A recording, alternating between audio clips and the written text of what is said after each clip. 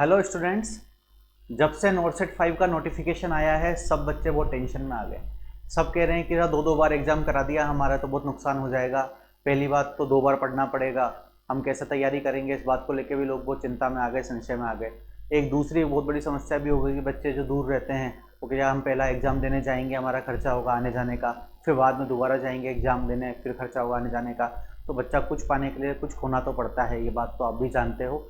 लेकिन हमारी जो ये वाली समस्या नहीं, समस्या ये है कि 2 एग्ज़ाम हो गए तो उसके लिए क्या स्ट्रेटेजी की जाए, कैसे तैयारी की जाए और उससे कैसे लड़ा जाए, कैसे डील किया जाए। तो सबसे पहली चीज़ ये है, मैं हमेशा कहता हूँ कि अपना मोटिवेशन हाई रखना है। कीप योर सेल्फ मोटिवेटेड, अपने को डिमोटिवेट नहीं होना।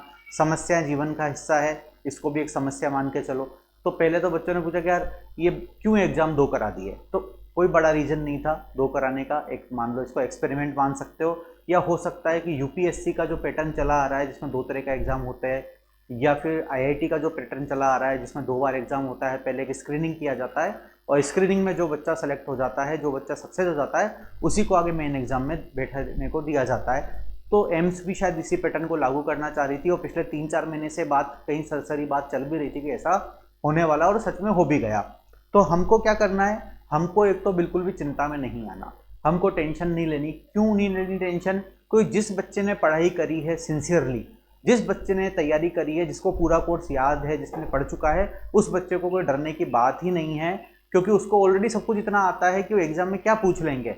आपका पहले एग्जाम होता था 180 क्वेश्चन का, 200 क्वेश्चन का।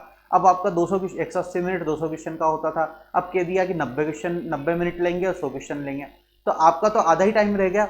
अब आप यहाँ पे फायदा यूँ समझो इसमें कि प्रीलिम के एग्जाम में ये लोग 3 गुना लोगों को सेलेक्ट करेंगे, पहली बात तो।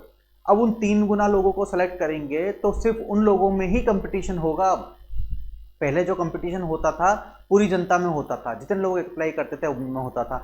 अब क्या होगा, प्रीलिम से आपकी स्क्रूटिनी हो जाएगी। स्क्रूटिनी होने के बाद जिस बच्चे का सिलेक्शन होगा वो बच्चे को आगे 15 दिन तक, 20 दिन तक और मेहनत से लगा के पढ़ाई करनी है, दिन रात एक कर देना है और अपना सिलेक्शन लेकर के रहना है। ठीक है। जिस बच्चे का सिलेक्शन नहीं हुआ प्रीलिम में, तो कम से कम उसे समय रहते पता लग जाएगा। पहले रिजल्ट आने में जो समय खराब होता था, बहुत दिनों तक वेट करना पड़ता था, उसको वेट नहीं करना पड़ेगा।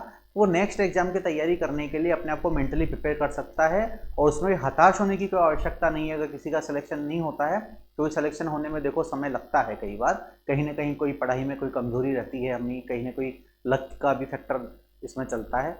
तो हमारे एक तो बेनिफिट ये है।